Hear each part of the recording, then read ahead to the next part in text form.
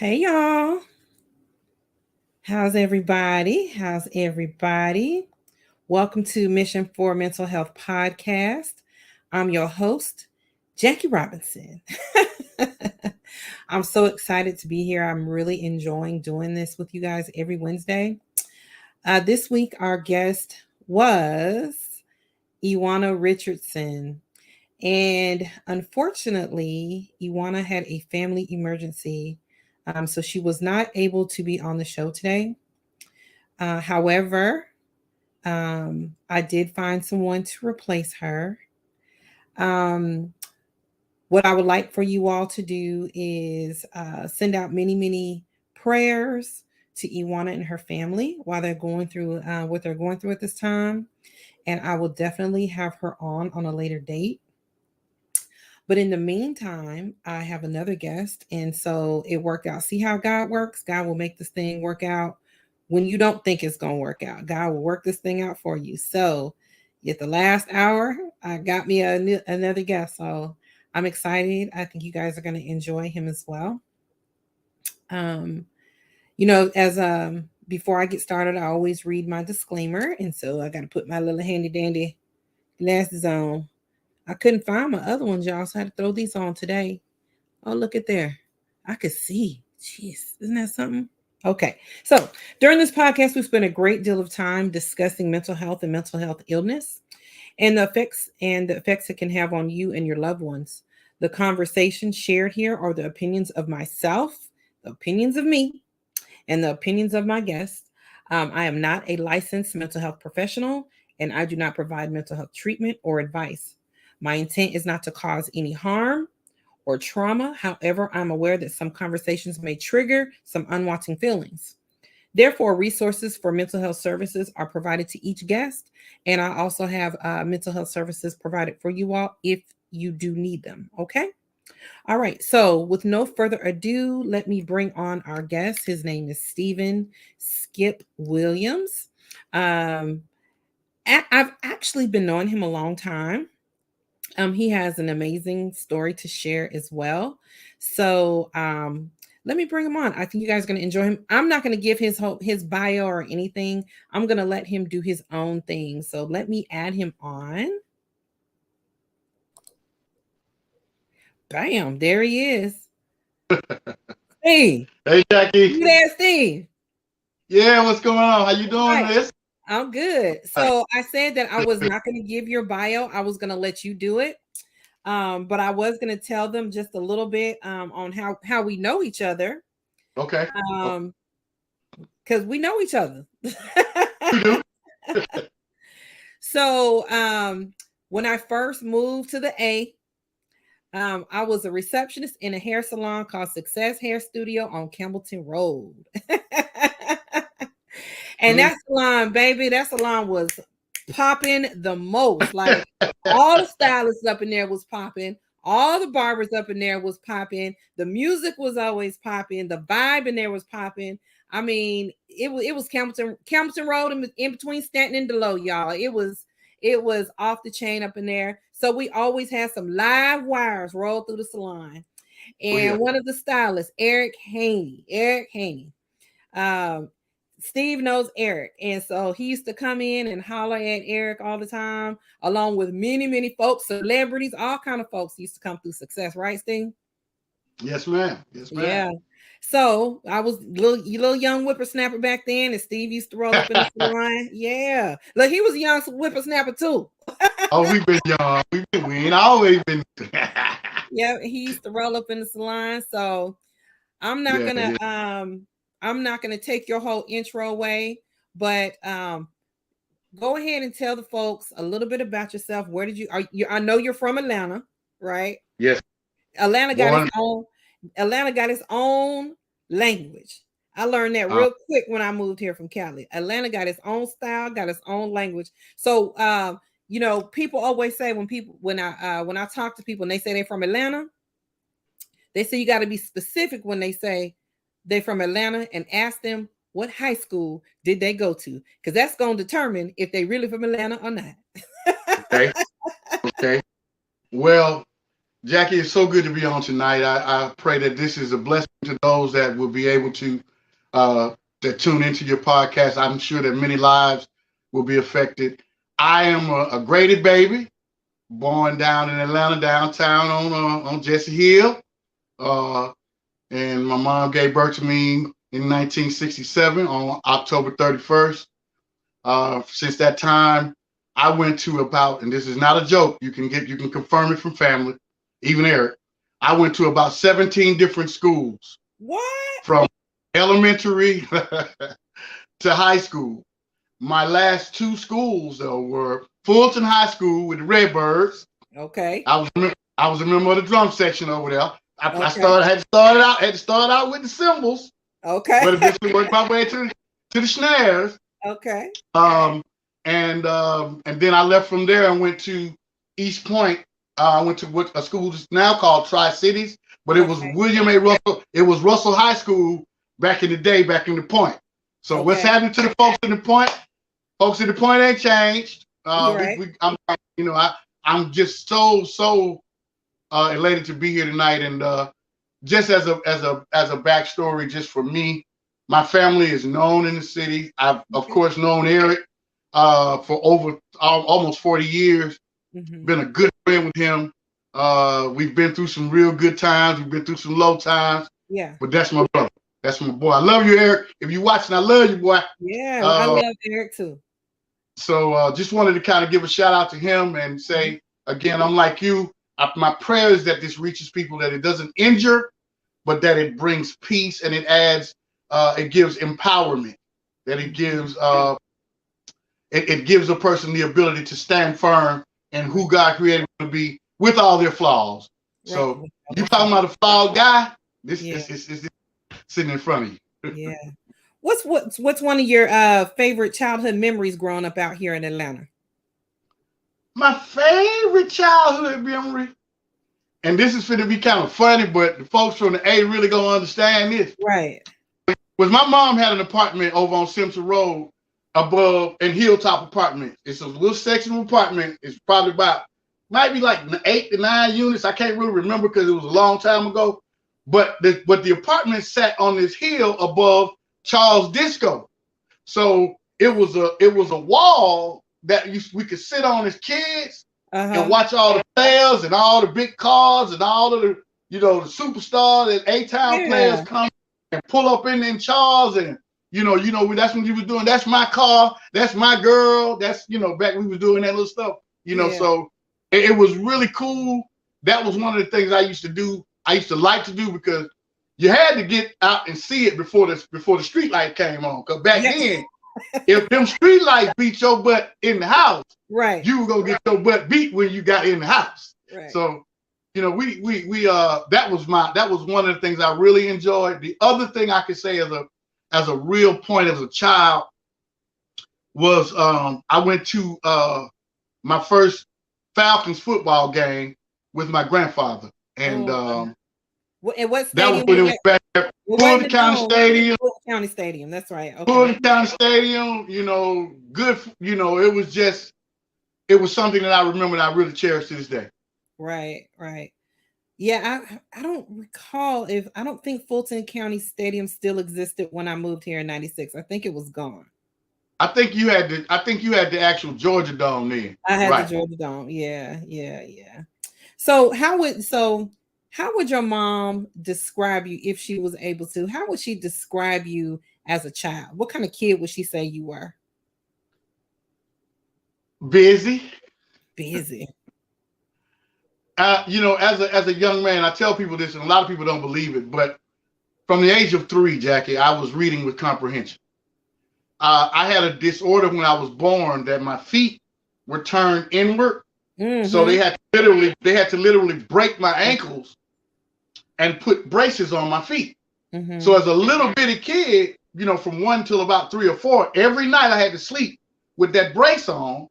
And primarily I would be with my grandparents or at my mom's house. But my grandfather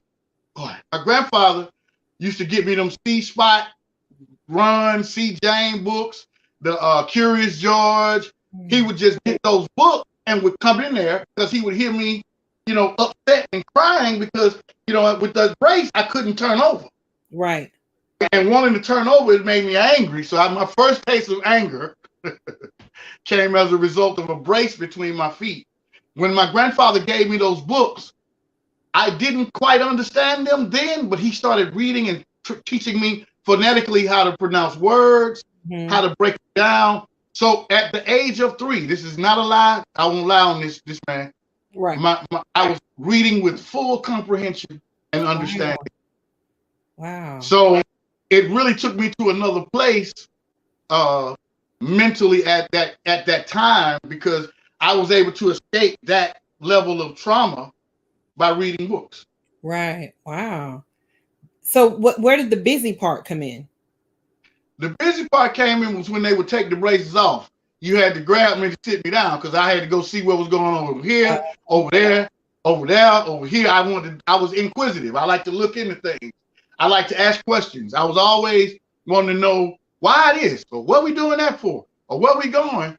But I was very reserved as a child. My grandmother told me that I didn't do a lot of talking, but I always asked pertinent questions.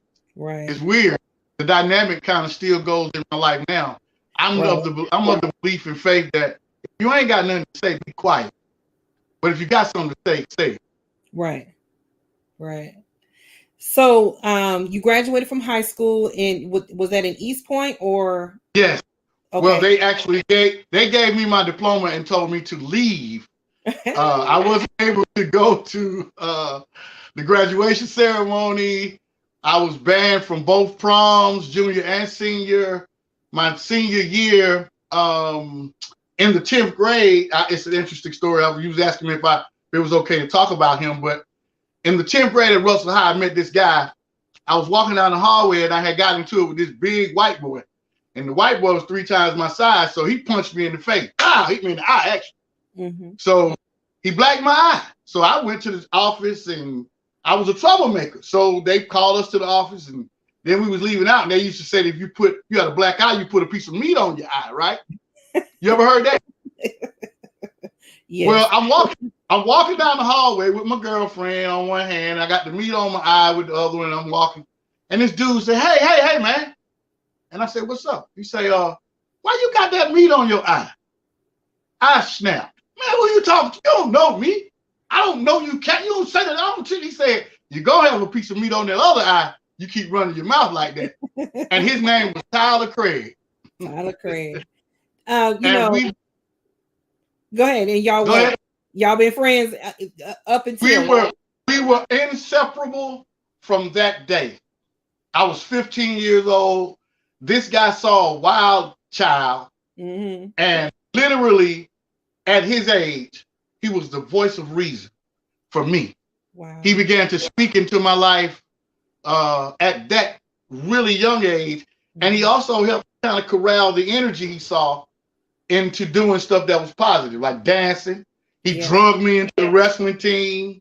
He made me do stuff like, you're going to do this, man, because you got too much going on, and you're going to get hurt. So I'm gonna rescue you if you don't want me to. And he was he was a brother and a friend. And when I tell you, to this day, I have several good friends. Eric, one of them. I could roll off a few other names, but this guy was the instrument of my full development from that point on. So I'm sure some of our listeners don't know much about Tyler.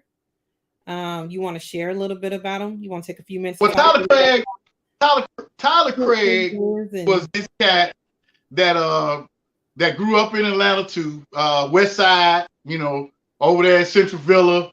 So, he was on the West Side where you were talking about, up the street, off Camden Road. And he was just this real popular, real cool, very athletic guy. But he was also really funny. Tyler could tell jokes and Joan you up one side, down the other, to the point where folks used to want to fight him. Right. With the best of them, he could go at any rate, anytime, and he used to do that to entertain his boys back when we were kids. So we already knew what Tyler was going to be, even though we didn't know to the extent. and he became this great, successful comedian after spending years as he was a beautician, barber. He worked in as a cosmetologist as well. He did that for several years, and then he made the transition over into comedy. And it was a natural transition because his mom was always Carolyn Hall, rest in peace, as well. She was one that was instrumental in putting him in platforms of the modeling agency. They were dealing with Bronner Brothers back in the day. She had D. Marchand modeling agency, and she was, Tyler them got his confidence from being around all that stuff at an early age. Right. So it transferred over to his boys. Like, we were the misfits. He grabbed the misfits up, and he was like, "I'm gonna get with these guys, right? Because these are the guys that I need to help." And he became a worldwide successful comedian. Yes. His moniker was the moral, and the moral of the story is when he said that he was giving you the reason for the joke, and he was giving you something to live by after you heard and laughed. Yes. And believe it or not, most folks don't know this, but the folks that know me and Tyler do know. Most of those jokes, when he said my partner, and he was talking about the crazy dude, he talking about you. Well, speaking of that, what did you end up doing after high school? After high school, again, my grandfather was a very, very important person in my development too. Eddie Brown, rest in heaven. He was adamant about me going to school, because I want to say this for the audience about people with mental health issues. Most of us, and we talked about this earlier, we have very high IQ levels. Very high IQ level. And when you have a high IQ level, you are somewhat a little bit more dangerous, because you thinking about things that the guys who are probably doing the wrong thing thinking about, but times 5. So my grandfather told me, look, boy, you're going to either go to school or you're going to work, but you're going to do one or the other. He said, you're not going to lay around. You're not going to be late. He said, you're going to do something. So he told me that I'll pay for your college. I'll buy your books. I'll give you an allowance, and I'll let you stay here from time to time, back and forth between my apartment and my grandfather's house, to be able to save your money. I was able to buy a couple of cars, and I went to Atlanta. It was called Atlanta Area Tech then. Right. Now it's called Atlanta Technical College. And I went in there under the computer programming and computer operations to get that certification and degree. Well, unfortunately, I ran into a friend, as a matter of fact, who just called, and I just hung up on her. I ran into a friend. They should be on the channel. They should be watching you live. Well, I tried to send it to him, but he calling me to try to find what you talking about. How do you get on here? Reading. Anyway, so I ran into a friend of mine. His name was Dap, who also my friend Tyler introduced me to at 16. So Dap had got kicked out of the military. I don't care if you say I'm gonna tell it. So he came home, but his idea of getting money now was hustling. So I'm in college. I'm riding with Tyler's brother, Tree. We call him Tree. Cool cat. What's up, P? We were riding, and we ran into Dap, and he was like, Skip, I got these bags, and I paid this for it, and I sell it for this. And I said, what? So I can take this amount of money and make that? The most horrible choice I could have ever made. Yeah. I started a life of hustling, and my professors, they wanted to assault me. They brought me in a meeting, because I started coming to class late. Yeah. I started sleeping in class, not showing up. And they said, look, you got one of the most powerful potentials here, and you're throwing it away. And I was like, I ain't got to listen to y'all. Y'all don't know what y'all talking about. I'm going to get this money. Wrong. Right. Bad choice, because the person that was making the choice was being influenced by mental health issues. Right. So tell me, when did mental health enter your life? I started realizing that I had some mental health issues early on. At about the age of 12, I was my grandparents and my mom took us to church all the time. And my grandparents, if I was with them, we was in church on Sunday, but they would inject me into the church programs, the youth program for Easter where you get up and did your speech. Well, honey, I didn't get up and do no little God said he loved you. God said no, I got up and gave a dissertation in front of the people of God at 10 and 11 and 12. Literally wrote my own sermons along with another sister that was there, Lord help me, Sister Roberta that was at Bethlehem Baptist Church. Took me under her wing and used to help me write those speeches and I would get up in front of those people and they would start to applaud and say, "Listen, look at that," because I was such a little guy.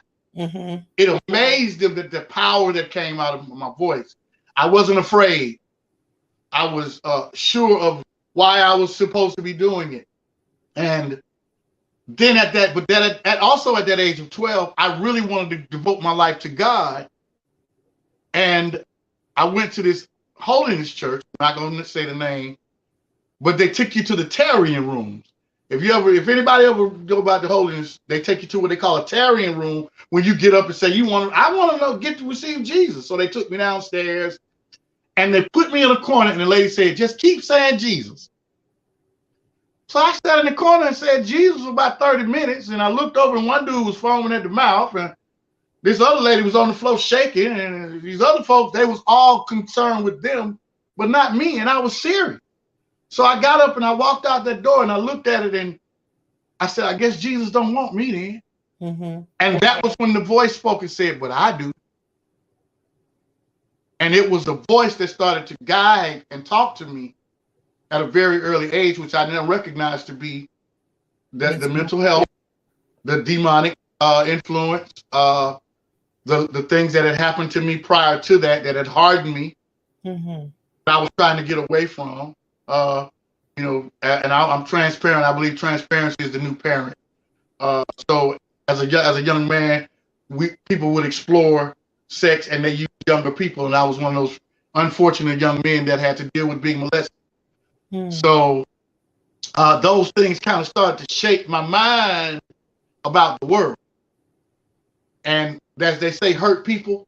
Mm-hmm. So figured out then that if I want respect, I need to be a monster.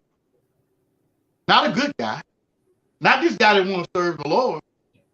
So when I started giving into that voice, he used to talk constantly. Come on, let's go do this. Come on, let's go do that. Mm-hmm. And I saw the response. It was the response. What were some of the things that you were doing? Whatever I could and get away with before my mama came home from work.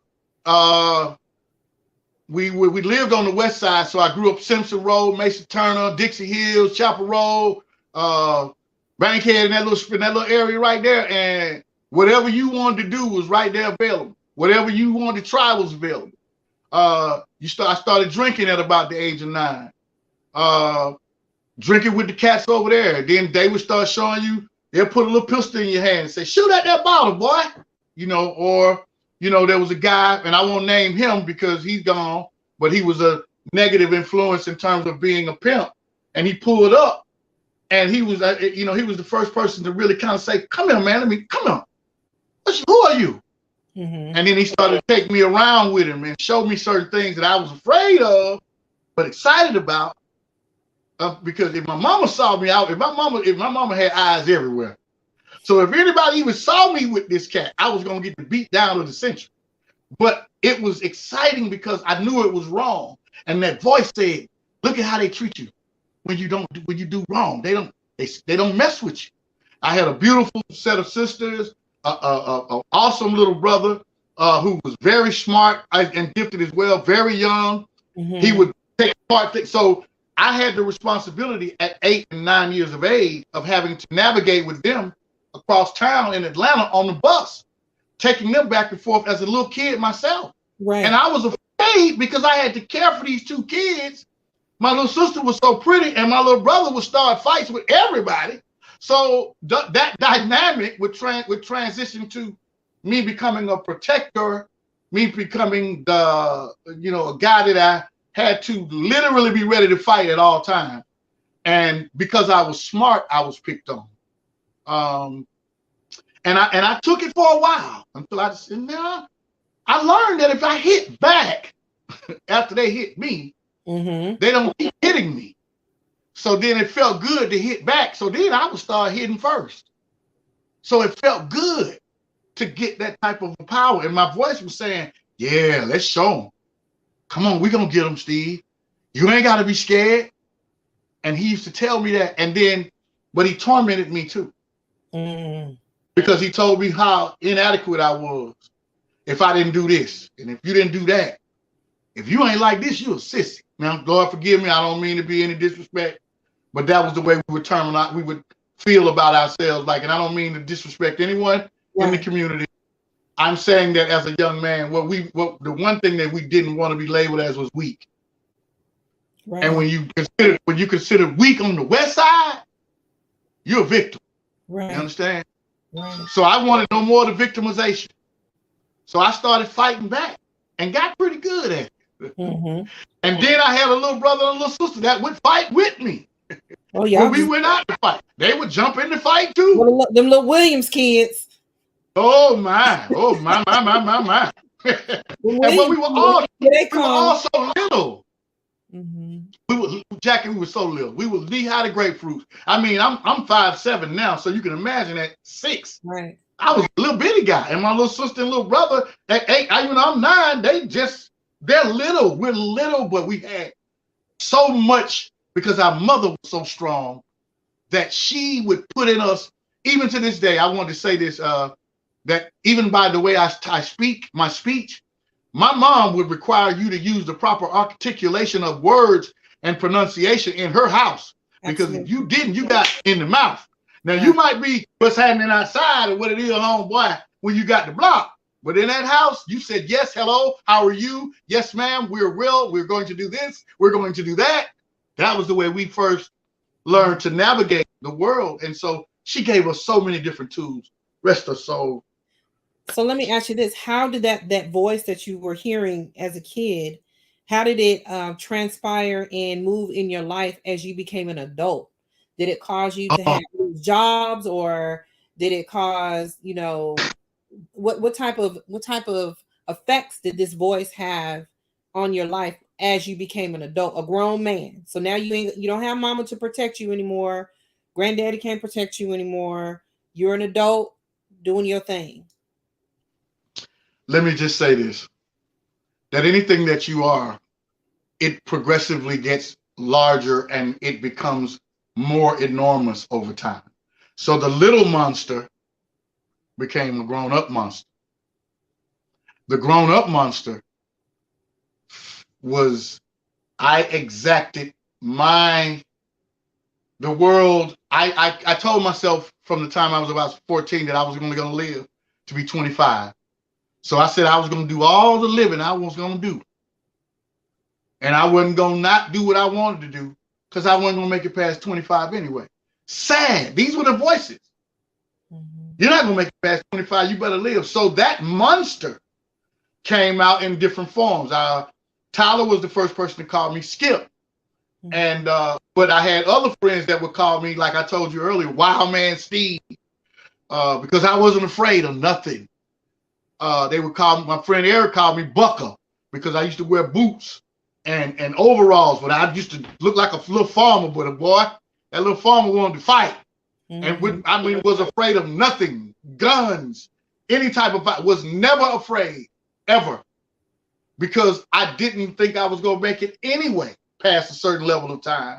And that monster that began to grow, he festered and became so evil, and he just totally started to dominate my life. I mean, it was a very, very harsh experience. Drugs, not only becoming a person who actually dealt drugs, but getting addicted to them as well. Correct. What was your drug of choice? Cocaine.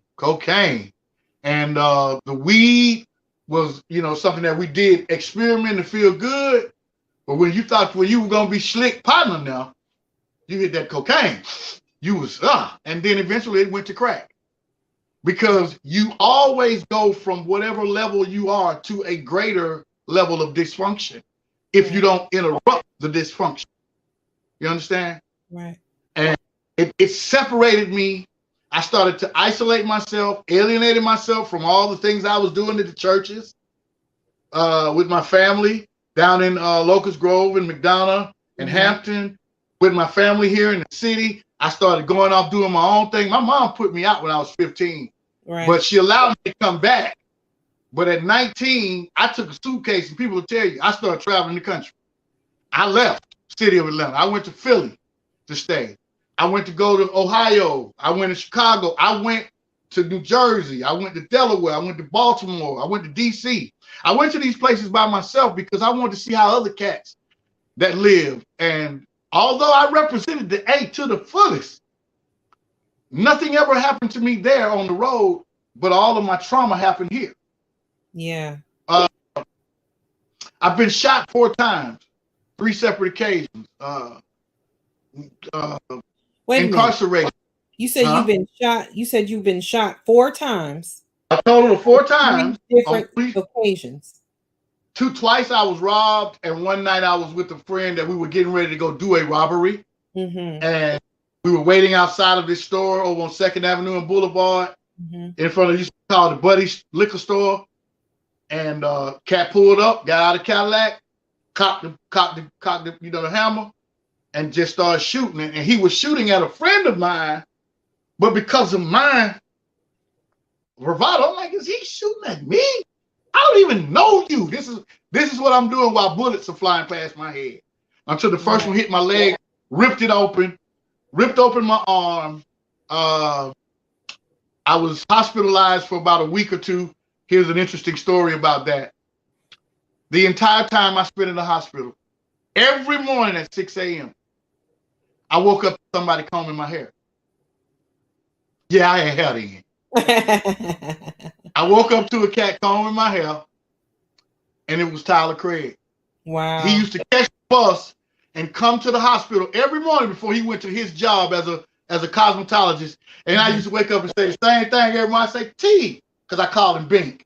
I said, what's happening, Bink? He said, you still gotta look good, baby. So for those of you that are watching, comment in the chat if you can relate to or know, someone who has been in some of Steve's situations where they've had these voices that's been talking to them since they were a kid. These voices got them doing bad behavior, got him out there in them streets, got him traveling the world too.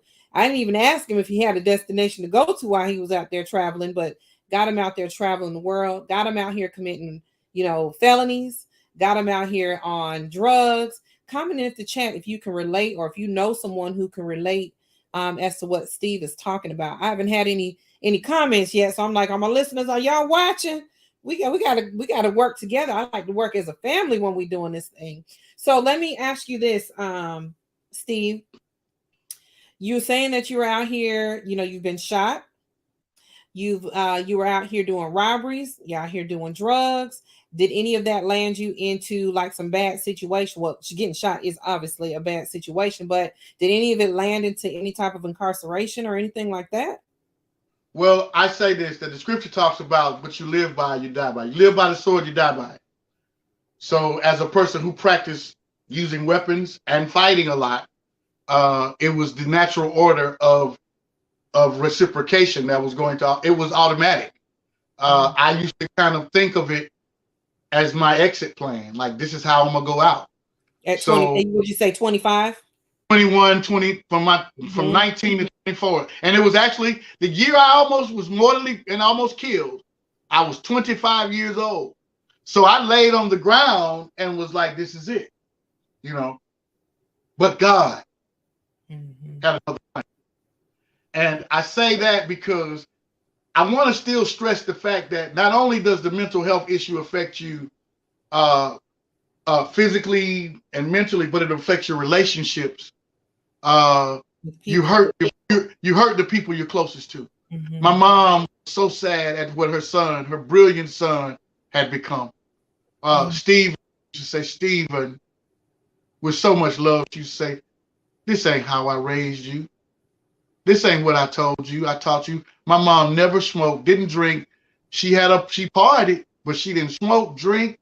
I never saw her take a drink. I never saw her smoke. But she was tight now. She didn't play. But she never showed me anything that was who I became. And she said it saddened her. Like, son, this is what you choosing? This? Do you think she understood mental health at the, it, I don't think anybody. our older people don't, we're just really starting to talk about this now, right? We're just really starting to talk about mental health in the 2000s.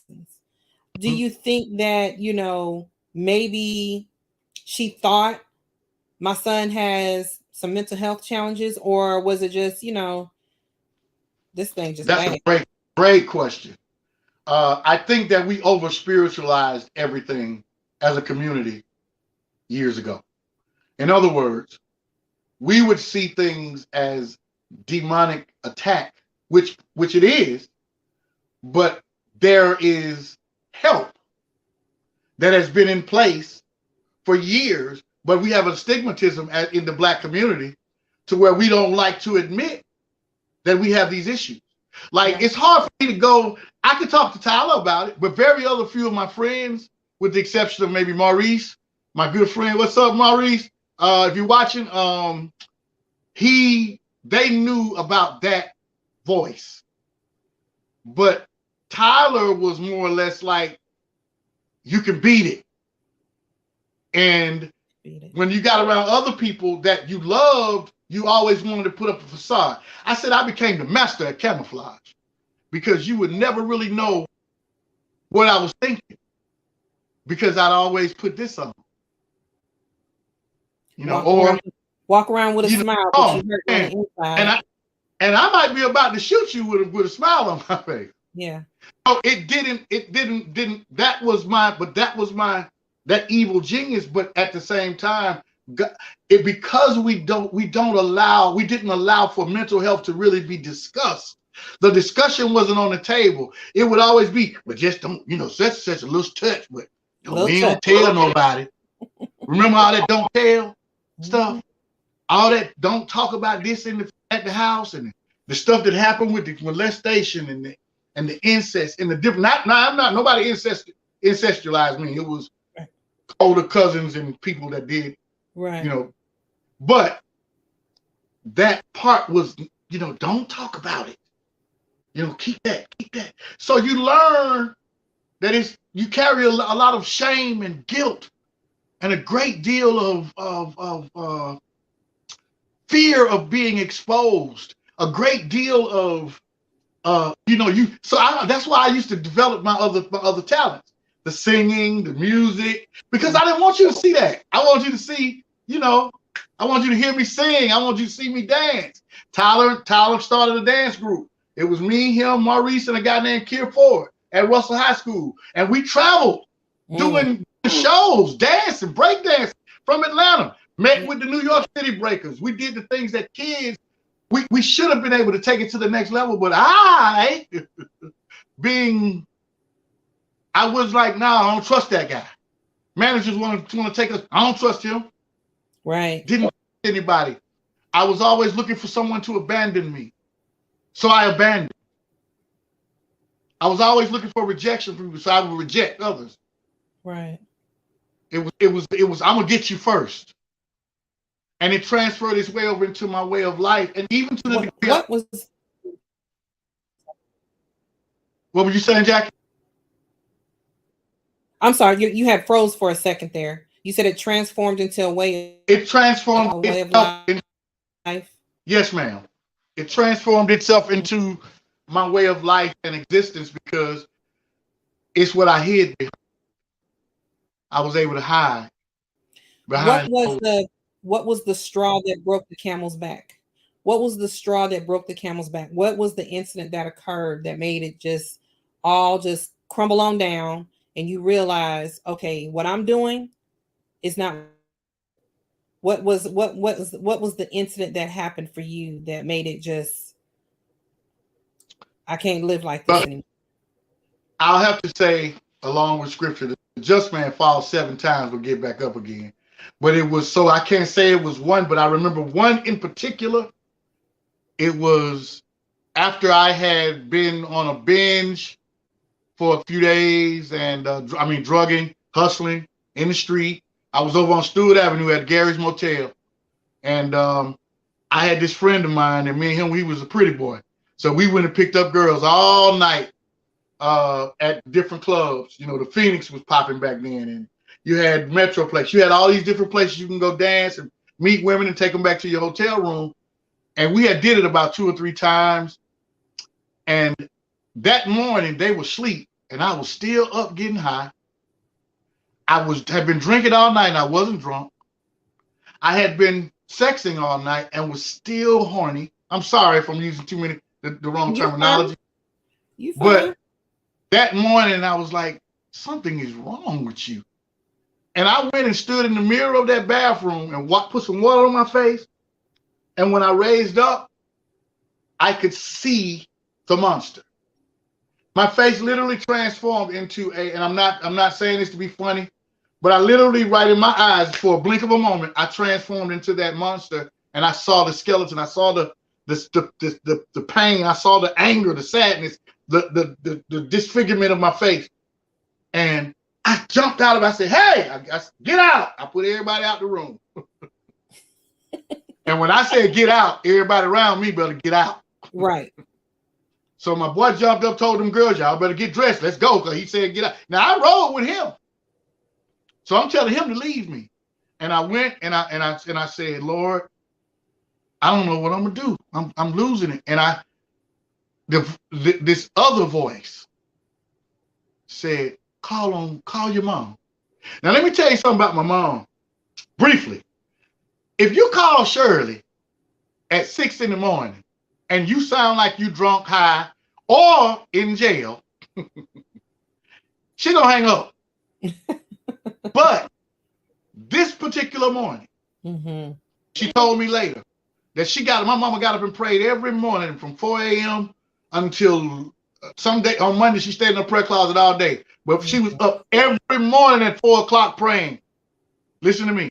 She said that morning the Lord told her, when your son call you, he gonna need you to come and get him. Go get him. Go get him.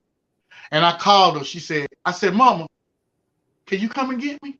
And she says, where you at, Steve? And she came and got me.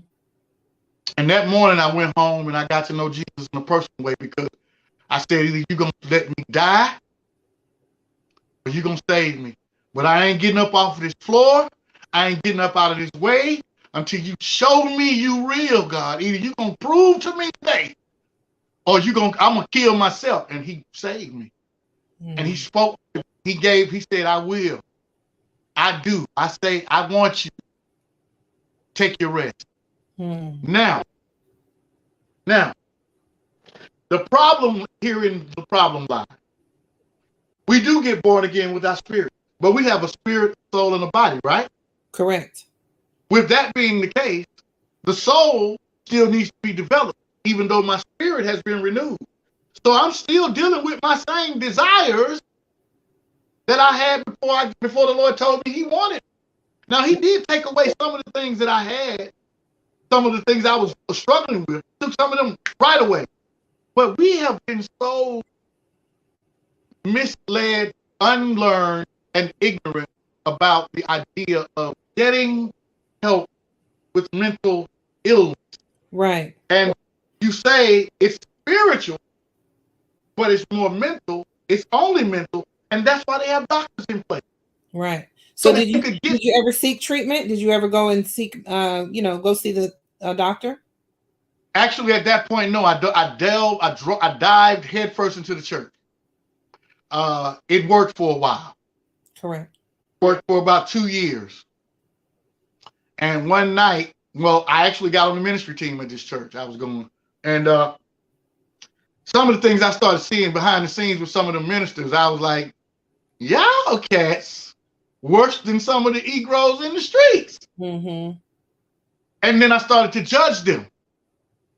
So it caused me to start looking back. Like, let me go find out. Let me go see if the street life still got it. I still got it.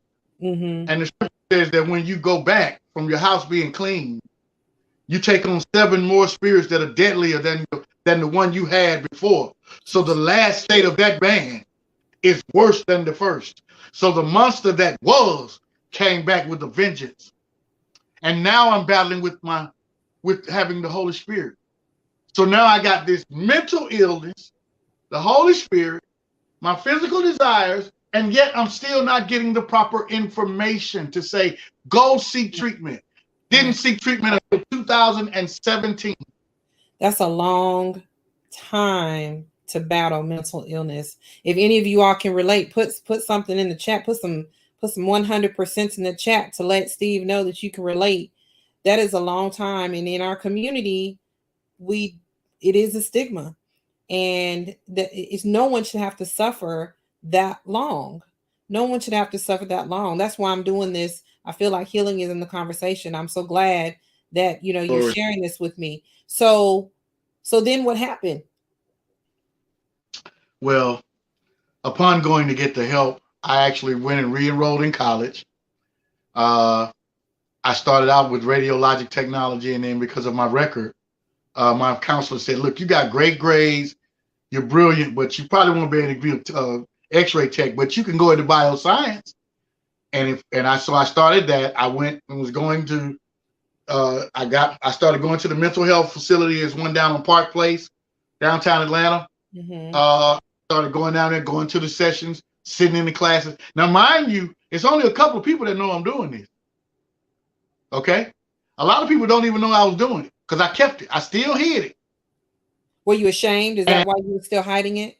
There was still that level of shame, because to tell people that you're dealing with a mental illness and you in college or you around people and they see you kind of still got your swag, they think you want some type of attention. They think you're vying for some pity. But the monster, I keep calling him the monster because it's a real thing, continues to grow if you don't deal with him. And one of my counselors said to me so eloquently, Brother Steve, if you don't deal with your issues gonna deal with you. Yes. And he was 100% accurate. Yes, he told you. But I went for a while, Jack, and I started feeling better. The medication got me, looking in the mirror like, okay, I'm feeling better. Push the medication to the side first. All right, I can go to these sessions, and now I'm sitting there getting superior. Pride. Yeah. Because see, whatever you hide, it's pride that's keeping you from exposing it. So you don't allow yourself to experience the fullness of the healing, the benefit of what you're getting. Correct. So I started pushing it to the side, pushing to the side. Eventually, I stopped going to the classes at the mental health facility. Why? Because you felt like you got this under control now. Oh, I got this. Yeah, I'm back. Yeah. I went back around family members and friends, and then I started talking a little bit about it, but not a lot. Like, I'm straight now, though. It's a continual process.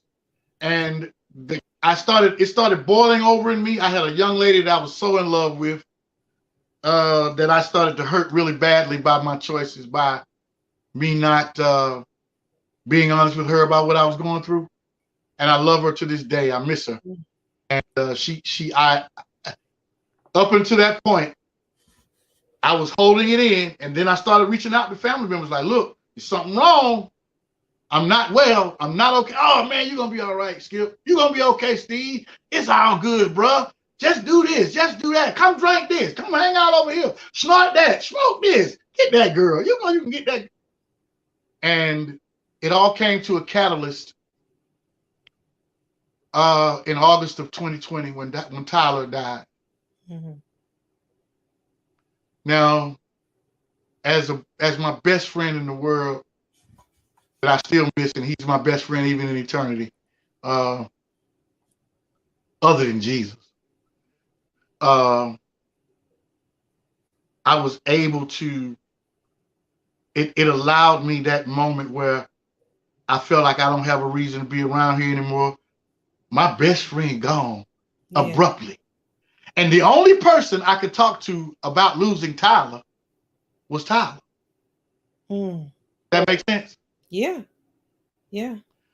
And I couldn't talk to him. So I found myself on a highway, driving at a high rate of speed, trying to end it. You were And I speaking crossed out lanes of to the highway. yourself. I crossed lanes of the highway, trying to run into some trucks. But God swerved me out of the way. And then I found myself in a mental health facility. The first person to put his arms around me, a police officer, Mm. white guy, young, and he hugged me and said, "We're gonna get you some help. We're gonna get you some help." Mm. Because he said all I kept saying was, "I don't want to live. It's over. I'm tired of this." I'm like, he kept, and they took me, they let me rest, and for about 3 weeks I was there up in North Georgia, right above Rome. Yeah. I had went all the way to Rome from College Park, so That's that's how that far I had driven. that's a long way. Not a long But I way, but didn't. a long way. Yeah. But the experience, I don't remember doing it. But when I got back up, my truck was a little battered and bruised, but they parked it and kept it for me. When I went and jumped in it, it fired right up. And I said, "Wow, Lord." So then I came back to the city, but I didn't want to come to the city. I Right. wanted to go get help. I need to continue my treatment because that was what they said. Do not go and start back doing what you did. Go do something different. And I left and I went to this place. It's called House of Hope Yeah. at the Salvation Army down in Griffin, Georgia. Mm-hmm. So I went from Rome to Griffin, and I got hooked up with this lady that she was mean to me at first, but she started to watch me, and then she said, "You know what? You something special." And she said, I started talking to people. I got back involved with my mental health classes. I started going and get the help I need. Unbeknownst to me, it's an all points bulletin looking for me. I've got family putting out a reward for finding me. I've got people saying I'm finding out that the whole world is looking for me. They've got it on Facebook. Family members are thinking I'm somewhere dead or either somewhere in a drunk stupor or somewhere on some binge. Right. No.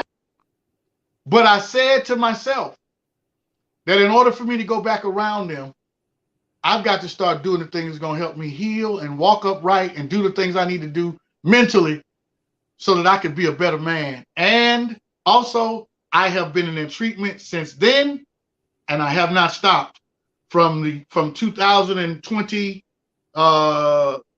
November Mm-hmm. through today. I'm taking medication. I have a counselor. I have a therapist. My therapist, one of them just quit. She got overwhelmed with all the stuff that was going on. Now that's something. Therapists are quitting Yeah. So it's a lot. because they're It's a lot. getting overwhelmed. Mm-hmm. But the Lord has got me with you know, in a place now where I spend most of my time either alone or involving myself in activities that are positive.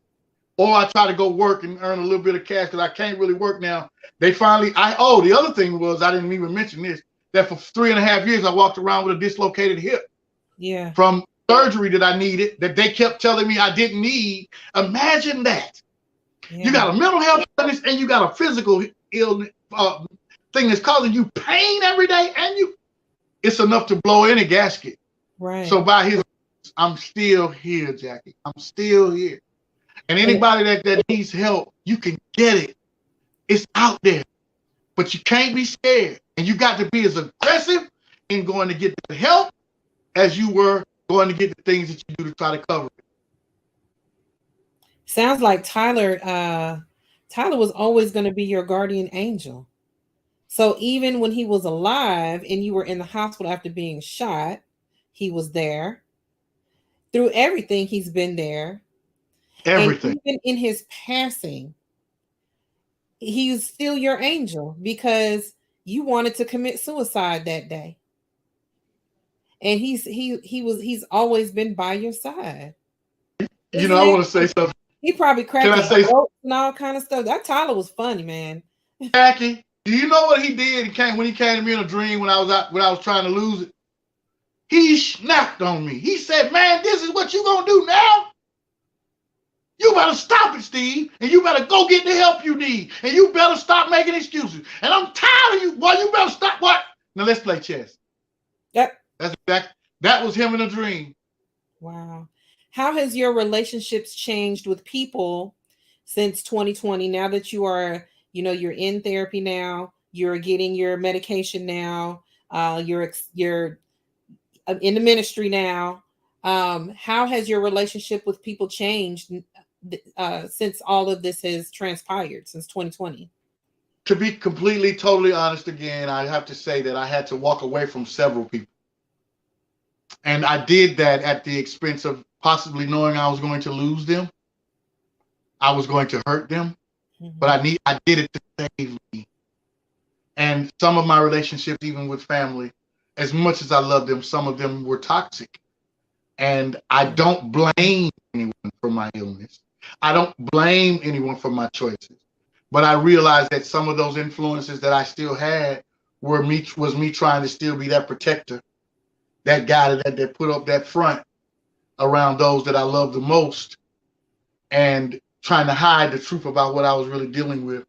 So I've gradually over time started to reach out little by little. And everybody say the same thing. "Oh, when I see you, I'm gonna knock you out." I say, well, if you wanna do that, you can try. But I want you to give me a chance to tell you what I went through first. Yeah. And if you still feel that way, all right. But I swing back. That's Yeah. still that. That's still that flip. I'm sorry. The Lord help me. I'm still Lord, just look, struggling. like I tell people all the time, the Lord's still working on me. The Lord is I'm still in progress. I'm still in He progress. didn't take the warrior. He didn't take the warrior out of me. He left that warrior in there so that we could go and usher in the kingdom of God without fear. So now I am not ashamed of the gospel of Jesus Christ, for it is the power of God unto salvation, to the Jew first and also to the cats like me, the Greek. So we got about 3 minutes left. And so I wanted to ask you, was there anything that I didn't ask you that you wish I would have asked you? The one thing I think about, and you were so great as an interviewer, Jackie. Kudos to you, my sister. Thank you so much. Steve got himself a queen, my man Steve. Oh. Listen, I say this to you in all honesty as well, in closing, that I wouldn't have traded this journey for anything. Because, like CeeLo said, I ain't gonna cry about it, and I sure ain't gonna die about it. That's right. Struggling is a part of our daily life, and we've got to learn to deal with it. And all struggles aren't bad; they're good. If I could say one thing that I didn't get a chance to mention is that to the people that I did hurt, I'm sorry. I wasn't being myself. And if you could forgive me, I would really appreciate it. But if you don't, I appreciate Steve. Oh, absolutely. Absolutely. What is the biggest takeaway? I have these two questions that I always want to ask, and I say you have to choose one. You can't choose them both. Okay. Okay. What is the biggest takeaway you hope our listeners learned this evening about mental health? You're not alone. Oh, that's a good one. You're That's not alone. There are others that are suffering just like you. I'm one of them. If I stop my treatment, the monster will come back. I've got to stay the course. I cannot afford to sacrifice or give up what I've invested in my life now. And if you want the help, it's available. Mm. Contact my sister. If you want to reach out to me, she can give you my number. Yes, I can. We can get together and talk about it because you're not alone. Yes. Yes. And so I never like to leave like on a low note. I try to bring it back up a little bit because healing is in the conversation, and this conversation is extremely heavy. And so I know that was heavy for you, and I thank you so much. But we're gonna lighten it up just a tad bit. If All you right, ready, you ready? Skip, you I'm ready? ready. Okay, I got okay. something for you too. There, you really want to see it? Well, let me ask you this: what's your favorite food? Fried chicken, shawty. What? You know, it took me Fried a chicken. long time. It took me a long time. Shout out to the Atlanta City Detention Center to teach me how to speak Atlanta. Because when I came here from Cali, I was pronouncing all of my R's and everything. And now my people in Cali say, "Girl, you so country. You sound like you from Atlanta." So I have perfected the shouting with an AWTY. That's Shout it. out to Atlanta City Detention Center for teaching me how to speak Atlanta. So I got one more for you. I bet you won't get crunk. I bet you won't get crunk. Girl.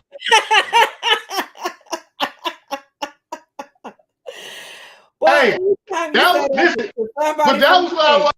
That was the one I wanted to leave you with too. One of the things in one of the songs. It's my favorite song. It's by Outkast and I'm my boy ready. CeeLo. Shout out to CeeLo. He say, "Struggle is just a part of my day. Many obstacles have been placed in my way. I know the only reason that I make it through is because I never stop believing in you. Some people wonder why we here in the first place, but they can't understand because they ain't seen your face. But even when you pray the next day, you gotta try. Can't wait for somebody to come down out the sky. You got to realize that the world's a test. You can only do your best and let him do the rest. You got your life, you got your health. So quit procrastinating and push it yourself." Yes. Can y'all give him some hand claps? I forgot to tell y'all he can sing. He already told y'all he can play the drums. He started off with the cymbals. Man, he was a live wire back in 1996 when I moved out here from Cali. He is a live wire now on another level. You feel me? On another level. Praise God. Praise the Most Steve, High. I appreciate you so much for stepping in on that last minute for me. You just don't know. When I got that phone call, I was like, oh God, what am I gonna do? But I've learned to say, God, you got this. Who's next? Who you dropping on me to call? Who you dropping on me to call? And so I appreciate you so much for stepping in today. And I appreciate you for being so transparent and sharing your story. I'm probably gonna have you on again because I'm just gonna have you on again. So I thank you from the bottom of my soul. Thank you so much for sharing. Um, you all know that the purpose of this podcast is to show you that mental health comes in so many different forms. There is not one way it looks. There's no package. There is no prototype for it. There's nothing. Mental health comes in so many different kind of ways. So I just wanted you to see, I got Steve on here today. He suffers from mental health. He ain't ashamed. He's trying to get people healed. And that is our goal. Mission for mental health. That is our goal. I do believe Mission for mental healing. health. That's right. That is the name of this company, Mission for Mental Health. I do believe that there is healing in the conversation. I hope that you Amen. all like, subscribe, and share this podcast with your friends. I'm getting a little bit better. Y'all see, I got y'all little green screen now. I'm trying to come up a little bit. I'm doing a little bit better. You working that So thing, I'm shawty. working it. I'm working it. So make sure you like, subscribe, and share with your friends. Please, please, please, please sign our petition, India's law petition. The link is in the description box. I thank you guys for watching. I look so forward to seeing you all next Wednesday at 8 o'clock. Next Wednesday, I have a special guest for you, Katrina Fields, as we call her Trina, and 6ix9ine. So those of you that know who 6ix9ine is, you know who 6ix9ine is. So they Yep. will be Yep. my special guest next Wednesday at 8 o'clock. I hope you all tune in. Thank you so much for watching. You all enjoy the rest of your week. Be safe and talk to you later.